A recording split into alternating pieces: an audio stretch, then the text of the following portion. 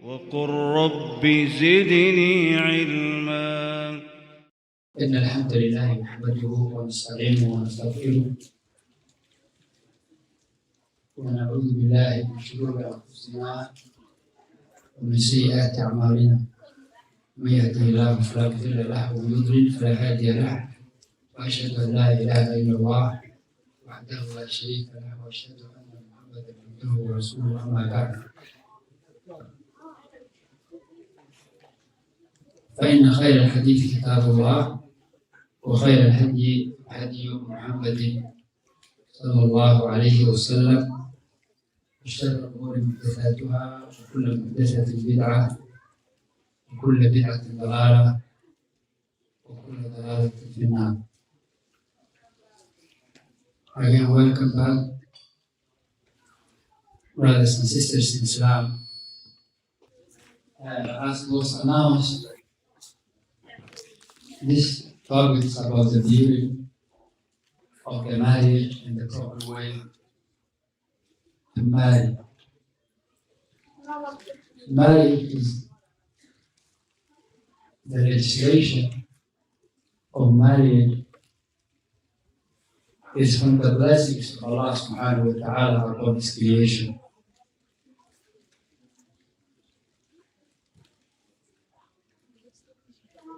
Allah subhanahu wa ta'ala said in Quran, وَلَقَدْ أَرْسَلْنَا رُسُلًا مِنْ قَبْلِكَ وَجَعَلْنَا لَهُمْ أَزْوَاجًا وَذُرِّيَّةً. Allah mentioned this verse that He sent messengers before Messenger Muhammad sallallahu alayhi wa sallam, and He made for them wives, أزواج and wives, وذرية and children.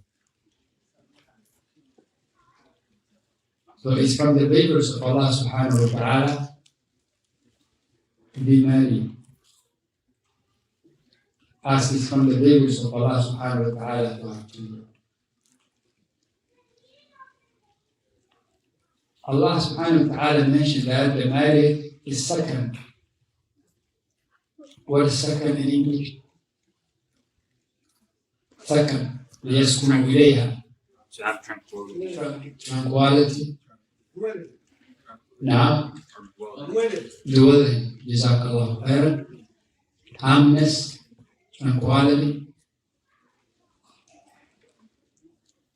That the marriage, with the marriage is love between husband and wife.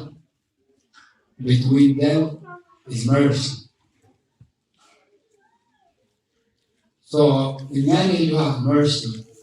In marriage you have someone who loves you. In marriage you have tranquility and dwelling.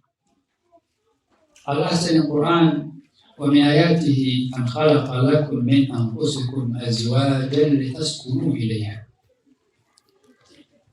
So from the signs of Allah, power of Allah, from the favors of Allah subhanahu wa ta'ala, that He create from the man, the male, themselves wives, in order to have tranquility, to have dwellings thereby. And He made between you mawaddah, love, rahmah, and mercy. Who of us doesn't need mercy?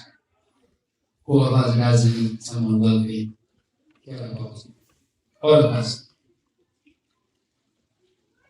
Through marriage, person get righteous children, who is going to be the joy of his eyes, the success of this life of the hereafter. Allah tabaraka wa ta'ala said in His Quran, وَاللَّهُ جَعَلَ لَكُم مِّنْ أَنفُسِكُمْ أَزْوَاجًا وَجَعَلَ لَكُم مِّنْ أَزْوَاجِكُمْ بَنِينَ وَحَفَدًا.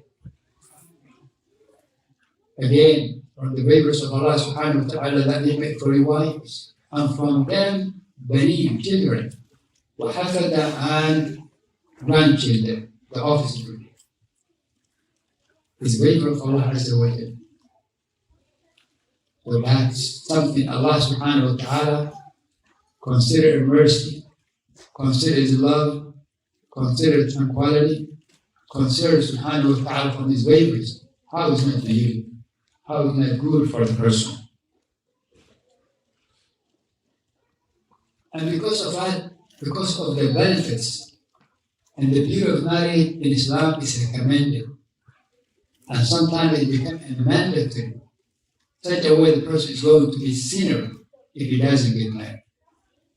Prophet Muhammad sallallahu alayhi wa sallam said, يا معشر الشباب من استطاع منكم الباءة فليتزوج.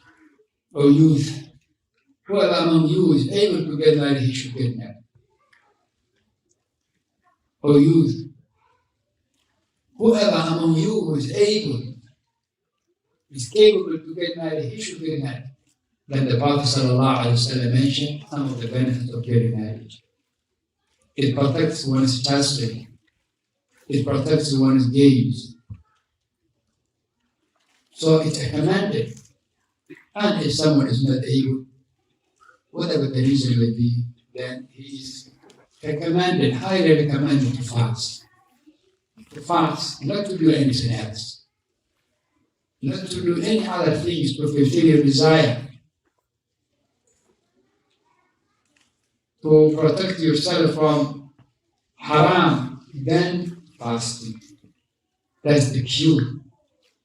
The Messenger sallallahu alayhi wa sallam, he gave it to us. Because of the benefit of the marriage, Allah commanded the believers to help those who are not married to get married.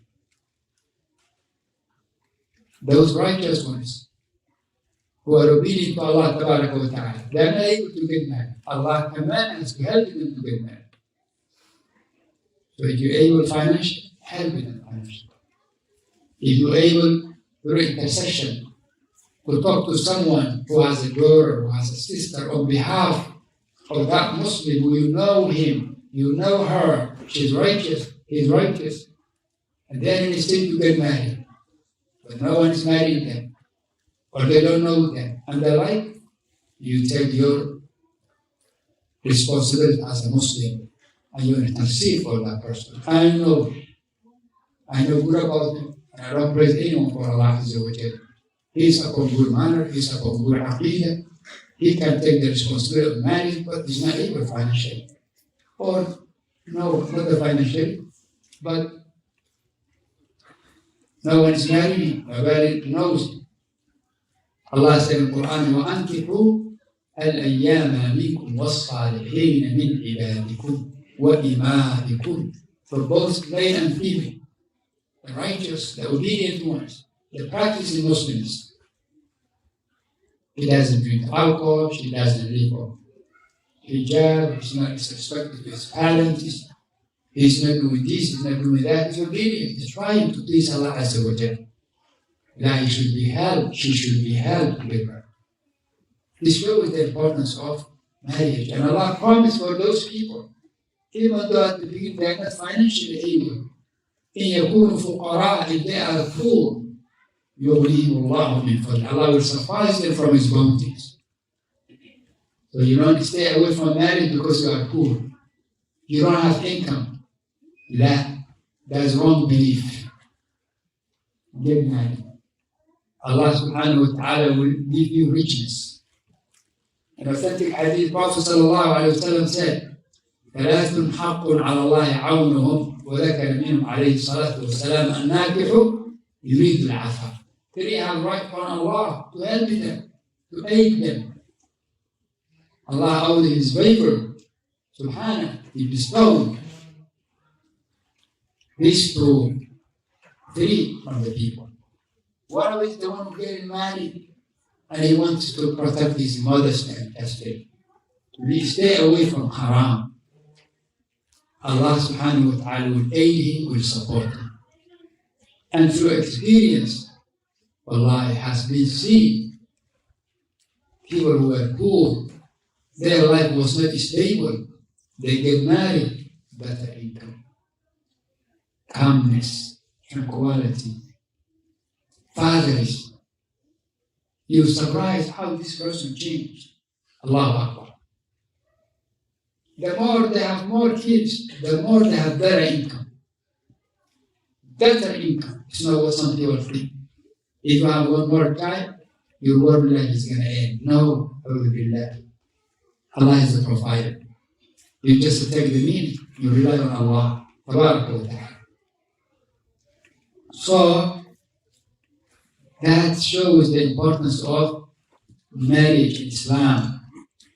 Allah Tabarak wa ta'ala, Azza wa Jal, legislate for His messengers, for His believers. And Allah commanded the believers to help those who are in the state of getting married but they are not able.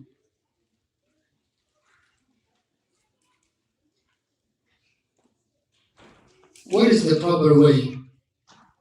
What the proper way to get a successful marriage?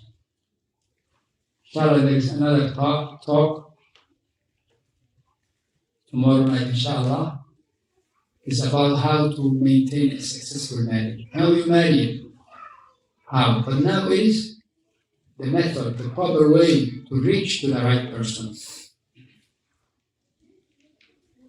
Because sometimes we mistake. Some people, they mistake. They say, I wish I would never marry. I didn't know her. I didn't know him. A lot of things happen. So, because sometimes we mistake the way. From the way to get the right person. Rather, the key of that is that person himself fears Allah. Person himself is obedient to Allah. And that's for everything. You need good life. You need good life in this dunya, in this worldly life, in life of barzakh, life after death, life after the day of resurrection, the life in the day of resurrection. You want a good? We want good? The key is to fear Allah. وَمَا يَتَّقِ اللَّهَ يَجْعَلْ لَهُ مِنْ أَمْرِهِ يُسْرًا. Whosoever fears Allah, Allah makes his affairs easy. وَالْعَاقِبَةُ لِلْمُتَّقِينَ. The ending, the good ending is for the pious. Yes, 1 day, 2 days, 1 month, maybe a year, 2 years or more, you may be going through hardship. But have no doubt, if you are obedient to Allah, the good ending is going to be for you. وَالْعَاقِبَةُ لِلْمُتَّقِينَ. Good ending is for the pious. So fear Allah, brother in Islam. Sister, fear of Allah. In general, with regard to that issue. وَلْيَسْتَعْفِفْ الَّذِينَ لَا يَجِدُونَ نِكَاحًا حَتَّى يُغْنِيَهُمُ اللَّهُ مِنْ فَضْلِهِ. So what's needed is afaf, to protect your chastity, protect your deen, until Allah suffices you from His bounties. So the first thing we should do, fear Allah. For the sake of Allah. Lower your voice. Don't tell your daughter. Don't speak through dawah. She doesn't do the other one. That's one thing. Second thing, the proper way is to know who you're looking for. You look for a beautiful brother, a handsome sister, a wealthy person, someone from that community, not that community. What are you looking for? Should be someone who's religious, someone who's obedient to Allah Tabaraka wa Ta'ala. If the other things comes with that, beautiful, handsomeness, and the like, wealth, lineage, alhamdulillah, it's good, that's good. But the main thing you concern should be religious person, obedient brother, who fears Allah, who obeys Allah, with sound creed, with good manner, able to take the responsibility. And a sister, she is also upon good sound aqidah. Sister also upon good manner, obedient to her parent, mother, sister, married. Prophet Muhammad sallallahu alayhi wa sallam mentioned, تُنْكَحُ الْمَرْأَةُ لِأَرْبَعٍ لمالها ولجمالها ولحسبها ولدينها فاظفر بذات الدين تربت يداك, وكما قال عليه الصلاة والسلام. Man, usually, Muslims, non-Muslims, regard they marry the woman either because she's beautiful, because of her wealth, or one of her relatives' wealth, which is the door of a king, and the like, a wealthy man and the like. They marry because of their lineage, their people. They marry because of their religion. Marry the one upon the religion. Marry the one upon the religion. So, day one, who are you looking for? Specify it. Somebody obedient to Allah Azza wa Jalla. Practice it. Sister having hijab. Sister student of knowledge. Brother learning the deen of Allah Azza wa Jalla. Known good to his parents. Very important. You marry someone who is respected to her mother, someone who is respected to his mother, to his father. No. Someone who is respected to his own parents is going to respect you. No. So, this is from the Prophet sallallahu alayhi wa sallam said, إِذَا جَاءَكُمْ مَنْ تَرْضَوْنَ دِينَهُ وَخُلُقَهُ فَزَوِّجُوهُ. Prophet Muhammad sallallahu alayhi wa sallam addressed the guardians, the fathers, and the like. If he comes to someone you please with his religion and his manner, two things. Deenahu, his religion. The ulama they said is the aqidah and the ibadah is the creed and the act of worship. Sound creed. Not innovator, not deviator, not Shi'i, not Sufi and the like. Someone upon sound creed. Good ibadah, practicing, praying, fasting, avoiding the sin. Also, that's not wadi wa khuluqa and his manner, how he treat people, how he deal with the people. If he get mad, he divorced his wife right away. He hanged the phone on her. So arrogant, is stubborn. The wife cannot tell him, cannot correct him. Is someone who lack manner. Somebody upon manner, upon good character. How can you know that?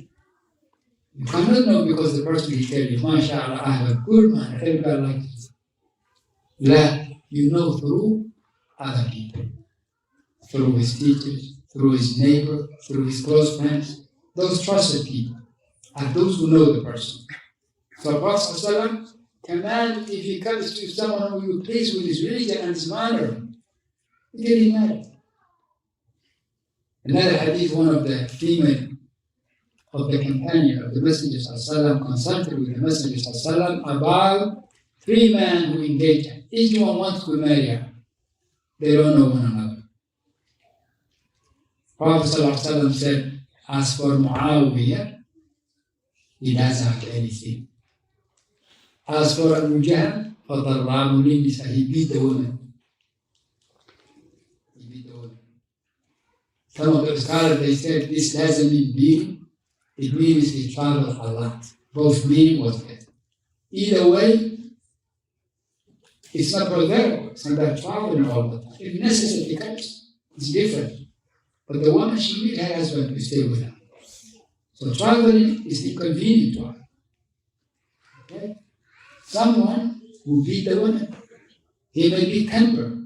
He get mad. Next thing you hear, slap comes, boxing comes, throwing stuff comes.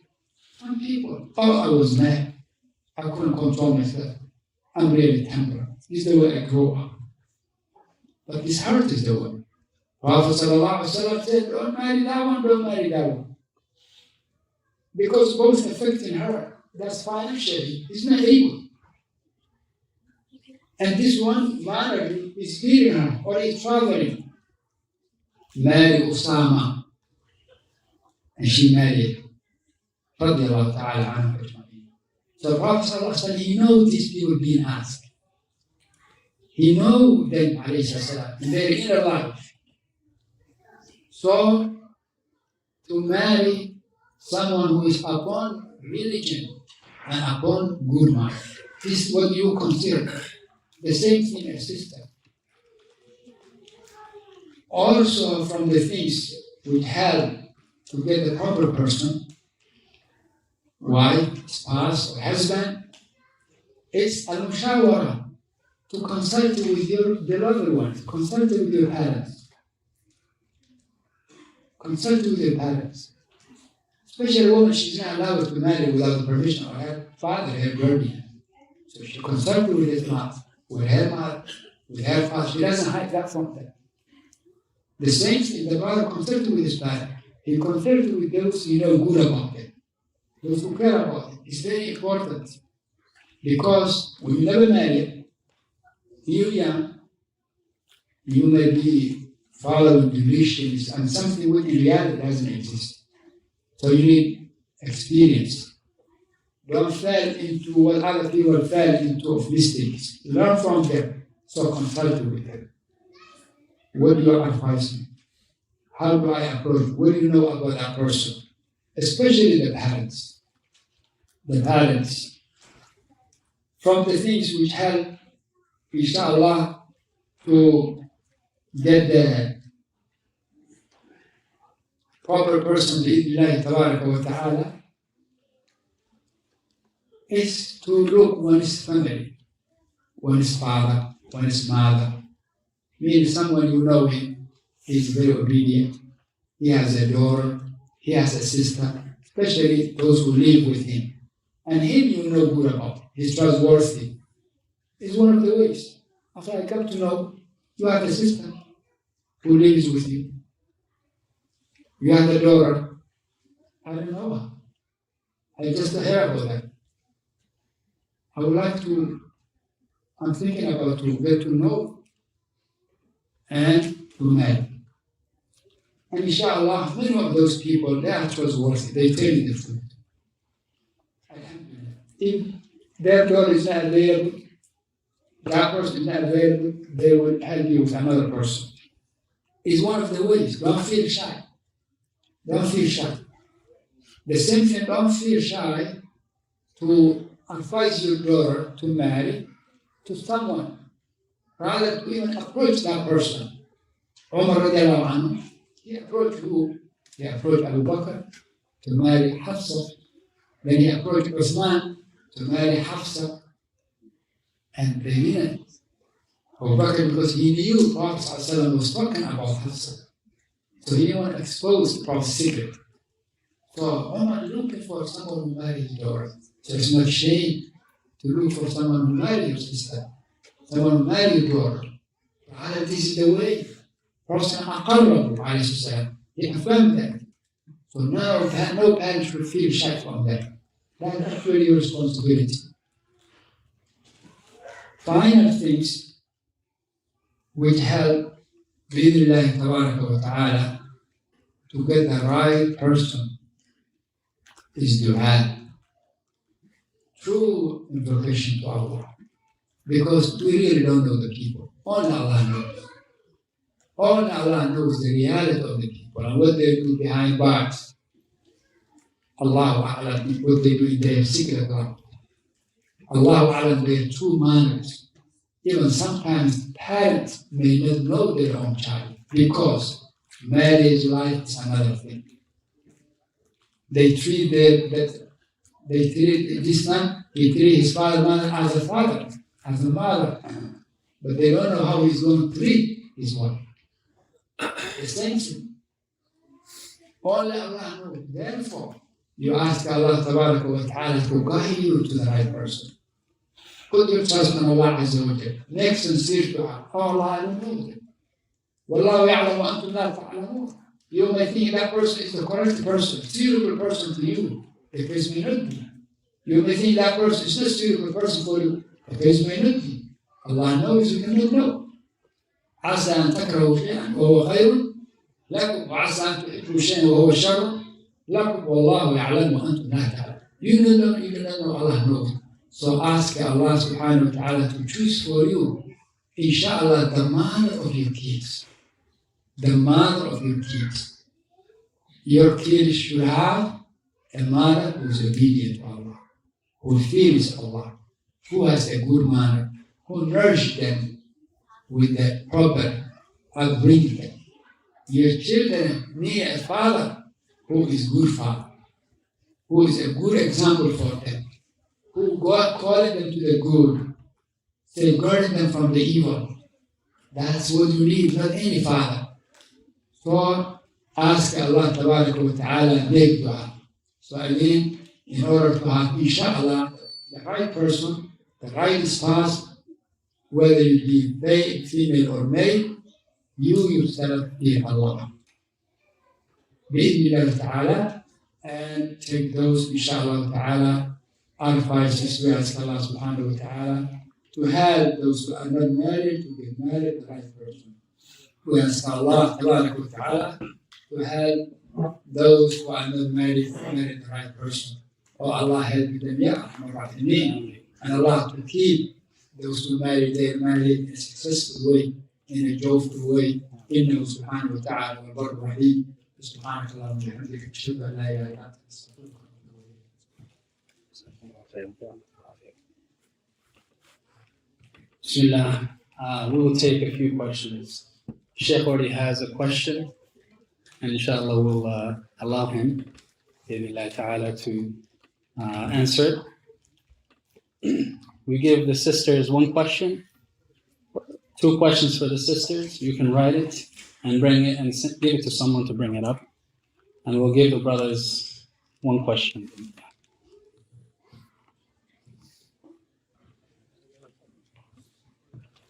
Alhamdulillah, والصلاة والسلام على رسول الله وعلى آله وصحبه أجمعين. The question here says, هل الدعاء والاستغاثة والسجود إلى الأموات شرك أم لا? Is calling the dead, asking them help, making sujood, bow down towards them, is it shirk or it is not? What is the ruling of someone who called someone who died? For instance, Prophet Muhammad sallallahu alaihi wasallam, he called, as they called some of them and say, "Madad ya Rasulullah," oh help before the Messenger of Allah. They caused, some of them called Hussein radiallahu anhu, and they say, "Madad ya Hussein." What is the ruling of praying, asking the dead? What is the ruling of making sujood towards the dead? What is the ruling of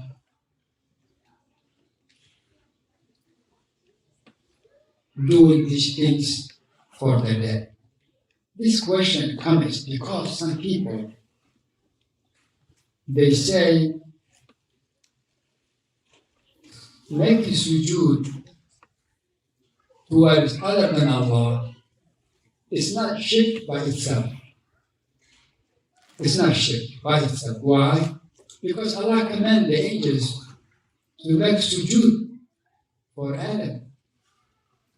Because the brothers of Yusuf, Prophet Yaqub, make sujood for his son, Yusuf. So this is, they say this shows that sujood, bowing down, prostration towards someone, it's not shirk. Would it be shirk? Allah wouldn't command the angels to do that for Adam. Nor Prophet Yusuf would accept to be done to him, nor Prophet Yaqub alayhi salatu wasalam would do that. Likewise, they say, asking help is not shirk. Because Allah mentioned in Quran, فَاسْتَغَاثَهُ الَّذِي مِنْ شِيعَتِهِ عَلَى الَّذِي مِنْ عَدُوِّهِ.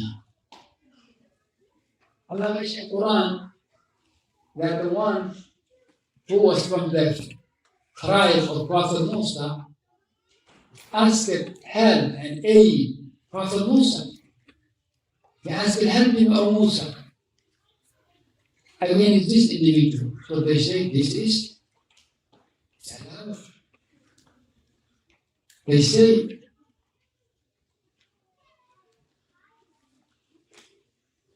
on the day of judgment, the people, when they remain standing under the sun 50,000 years, they go into Prophet Adam. Before that, they say, who can make us, give us ghawd, who can aid us today?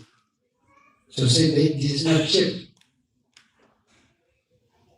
To answer this, one thing is very important.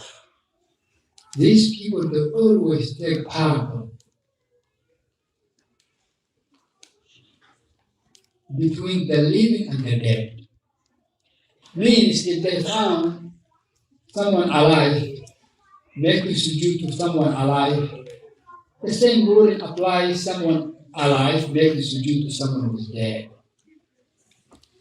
If they find someone alive asking someone who is alive to help him, either to intercede for him or to support him, the same rule applies to someone alive asking a dead to help him or to make intercession for him.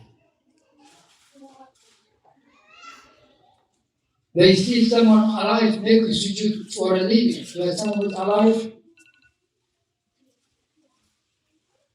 they say the same thing is allowed someone who is alive to make sujood to someone who is dead. Here is the main issue. Allah mentions in the Quran, the living and the dead are not the same. What Allah said in Surah Fatir, وَمَا يَسْتَوِي الْأَحْيَاءُ وَلَا الْأَمْوَاتُ. What's the meaning? The interpretation of the meaning. And the dead are not equal to the... The dead are not equal to the one who is alive. It's different.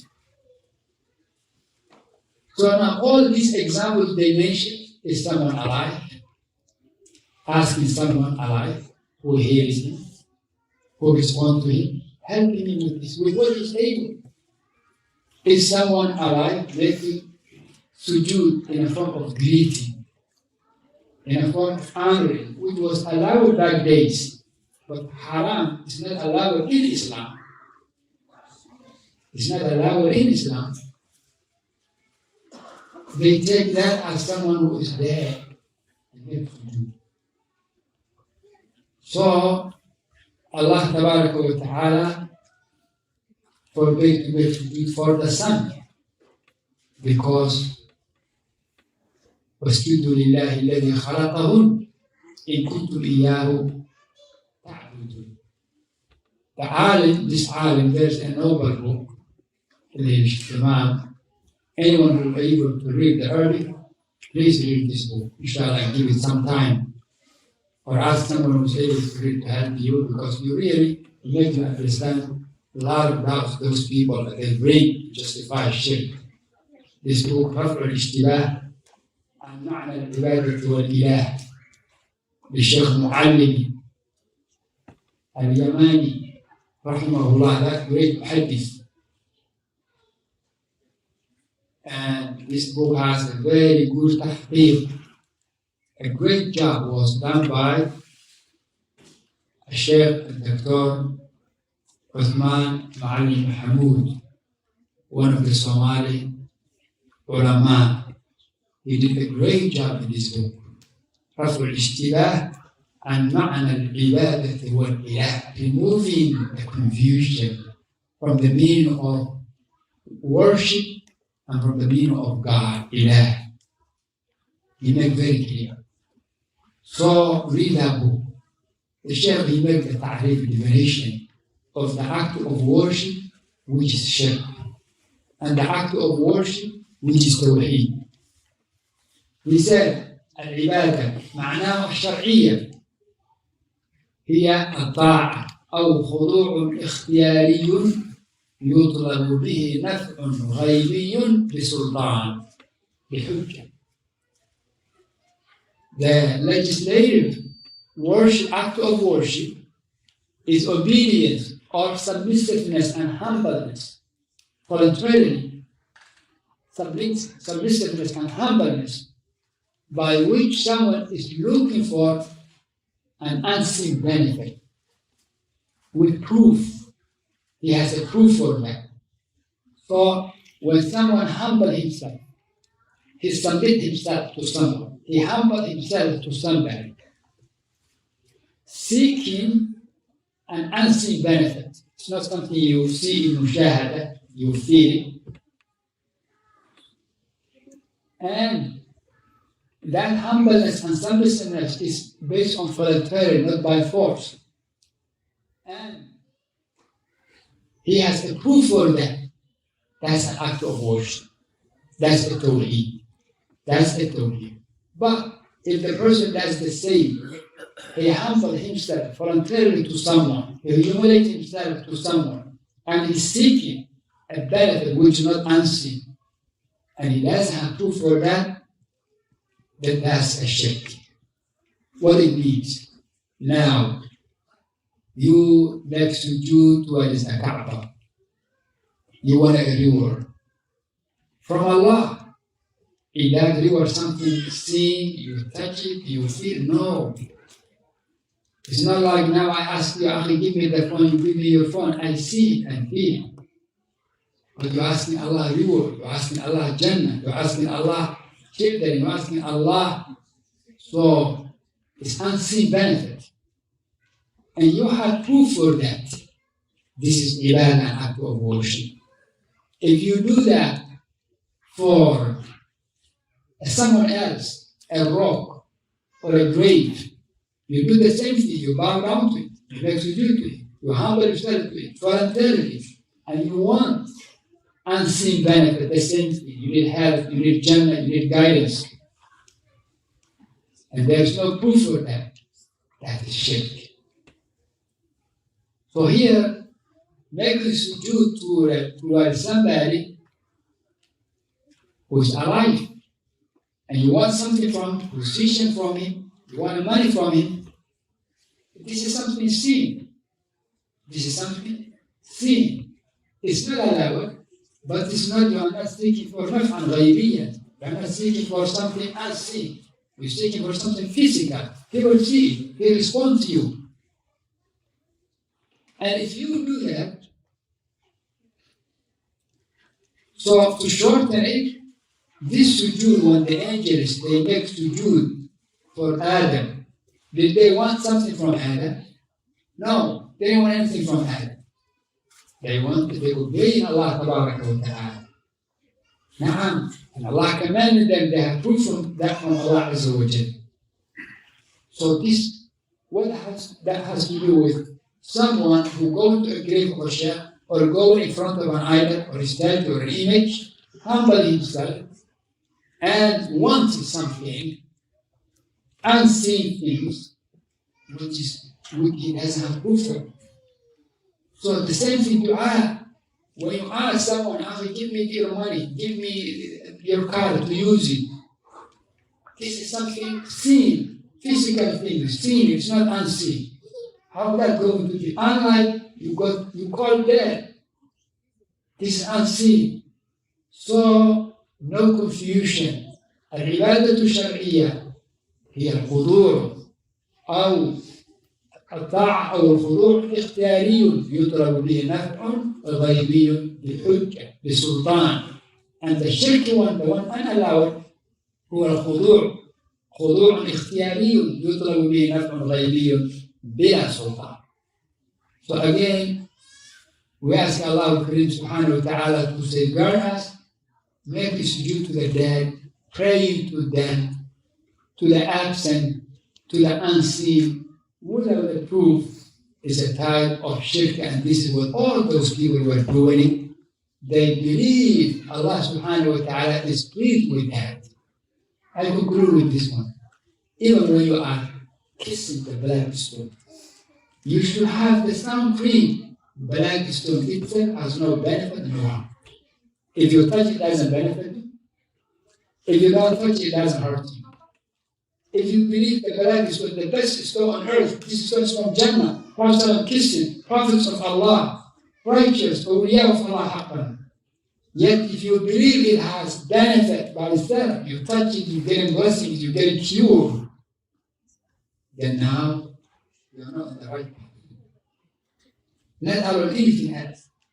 Therefore, Umar radiallahu anhu in Sahih al-Bukhari, when he was Muslim Khalifa, he said, والله إني لأعلم أنك حجر لا تنفع ولا تضر ولولا رأيت رسول الله صلى الله عليه وسلم يقبلك ما قبلت. By Allah, I know you are a stone. You don't benefit and you don't harm. Would I see the Messenger of Allah sallallahu kiss you? I wouldn't kiss you. So if the land is stone, that's a benefit. That's a haram. What other stone or building or a wall or a piece of object would benefit? Nothing. Actually, that is the shirk. So to answer that question, yes, calling the dead, calling the absent, make a sujood to the dead, make a sujood to the absent, without proof from Allah subhanahu wa ta'ala is shirk. And that's not like asking someone who is alive for what he is able.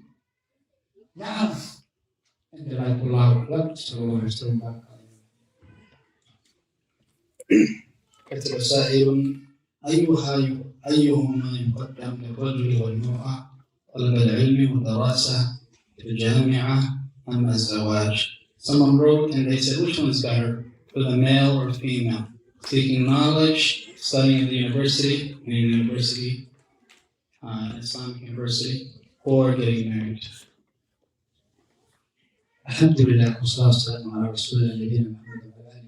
I mean, this question, which one you go first, seek knowledge, or you get married? Some of the people of knowledge, like Shaykh Abdisamad Hafizahullah, he say the person should get married.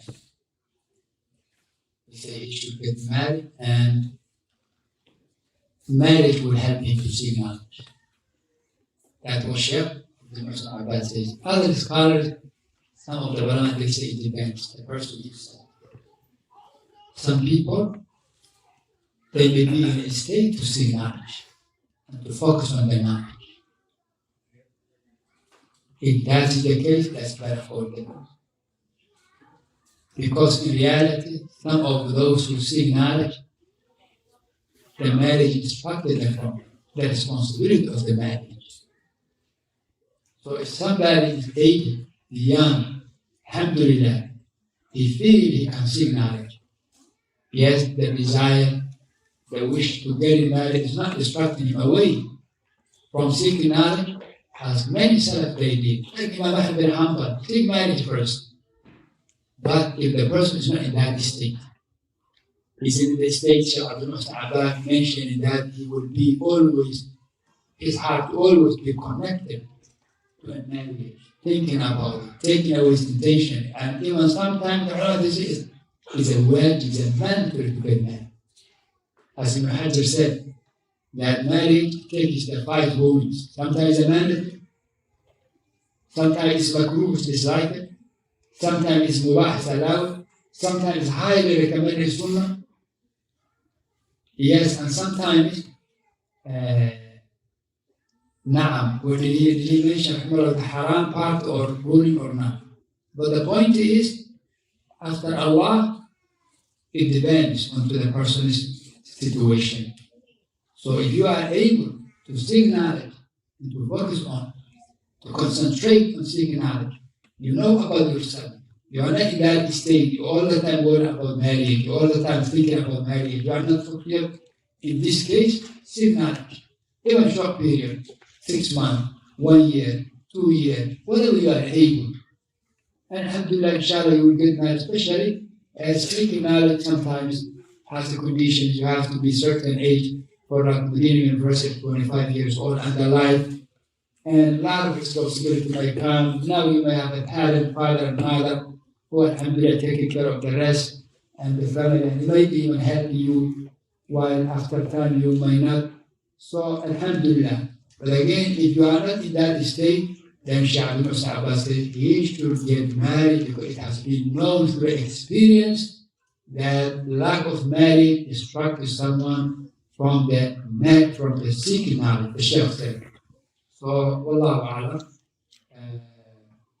we ask Allah to guide the one who questioned, and anyone who is in that state, that which is the best for him.